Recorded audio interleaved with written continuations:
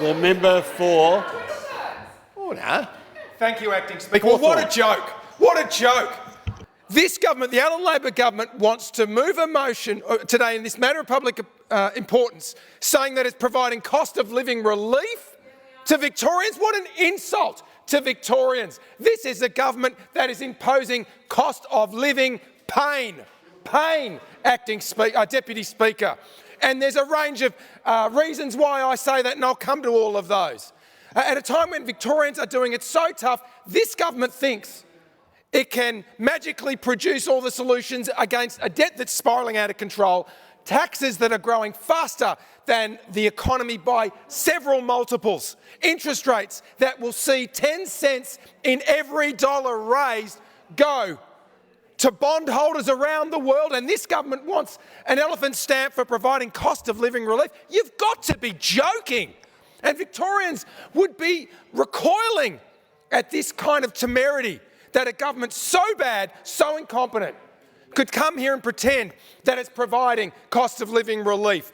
Let me state this truth for all Victorians.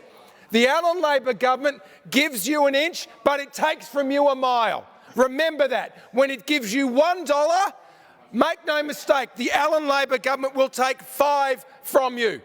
It pretends it's the education state, but we spend the least on students in government schools. We spend the least on teachers in government schools. These are public schools. In Victoria, parents in particular are paying the highest voluntary contributions in the country.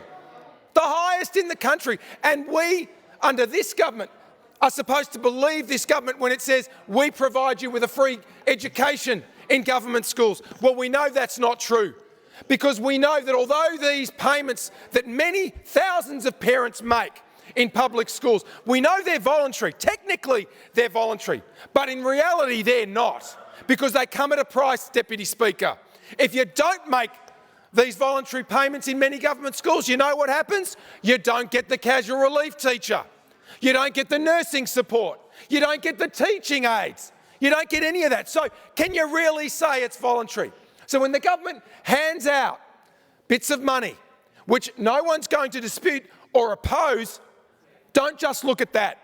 Look at what the government's taking from you in the form of the highest taxes, the debt that's out of the control, and the interest payments. And what concerns me most, Acting Speaker, is this government pretends that it can ignore everything that's going wrong and misdirect the Victorian people on some relatively small measures that, yes, do help, but don't excuse the government's massive failure for letting Victorians down when it comes to managing this state's finances. And I fear and am reasonably confident, Deputy Speaker, that the finances of this state are worse than we fear they are. Worse than we fear they are.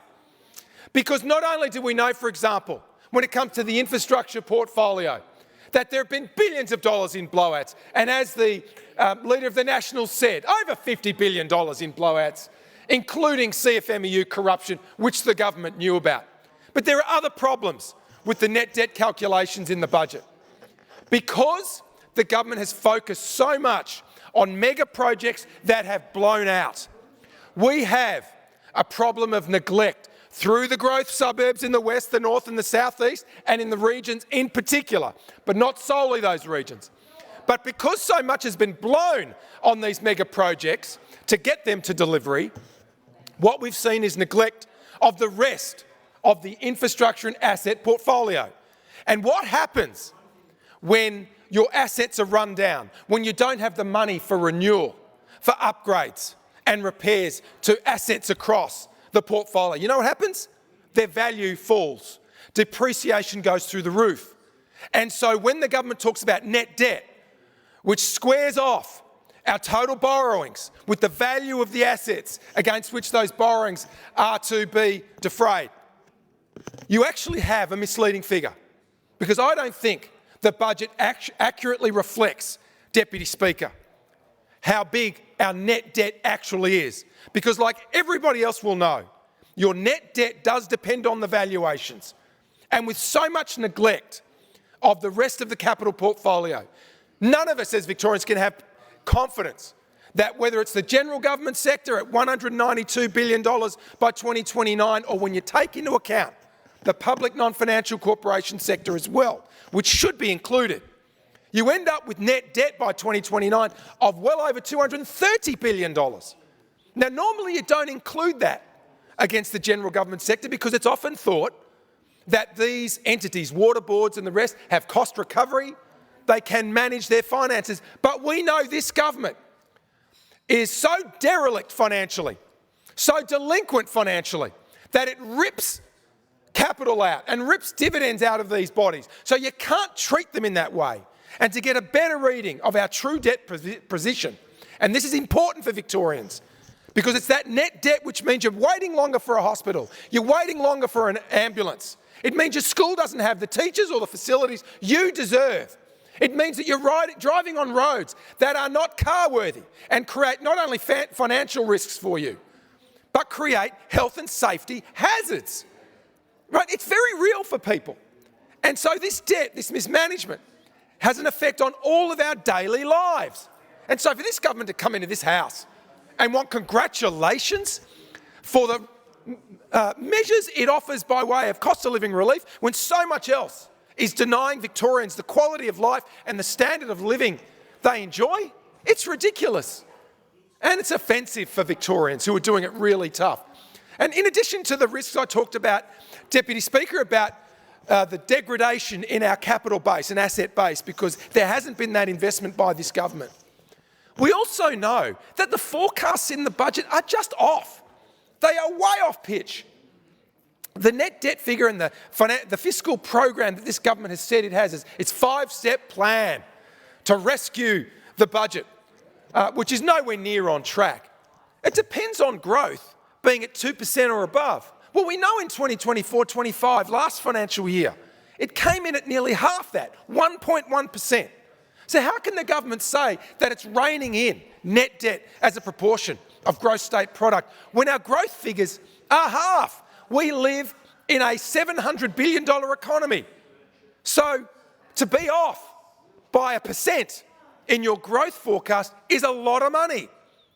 And it means your net debt figure and your commitment to your own fiscal plan is falling apart. It can't be believed. And what this government has also done, Deputy Speaker, is leave us with no capacity to deal with the rainy days. And even before the conflict in the Middle East and the closure of the Strait of Hormuz, we knew that interest rates were going up. And there are more to come, more interest rates to come. And we know that with the combination of the two interest rate rises from the official cash rate of 3.85% now up to 4.1%, the combination of those two rises in the official cash rate, you know what it nearly amounts to? Nearly $500 million extra. And you can go to the sensitivity analysis in the budget itself, Deputy Speaker, to verify that yourself. The government knows that every increase in the official cash rate and bond rates across the world will have a massive impact on the debt that Victorians have to carry. Because it's not the Premier who carries it. It's not the Deputy Premier who carries it. It's Victorians right across our great state who unfairly are saddled with all the cuts that this government is making to services because it doesn't have the money. And whether it's closures of police stations, whether it's waiting lists for surgeries in our public healthcare system, whether it's the shortage of doctors, shortage of police officers, ambulance response times, whether it's the tragedy we see in our child protection system and in our family violence system, where the data is going north, not south, after 10 or more years of this government. On every measure, life is getting harder under this government. On every measure, the cost of living is going up. On every measure, the standard of living in this state is going down under this government. And it's why we'll be calling on the Victorian people and imploring them to take their opportunity to vote for change so we can fix this state. We can rescue it from the incompetence, the financial delinquency of this government, which is hurting Victorians. So when this government comes to this chamber today, putting forward a matter of public importance, saying how good it is that they are offering cost of living relief. Let me remind all Victorians, when this Allen Labor government gives you $1, rest assured it will take from you $5.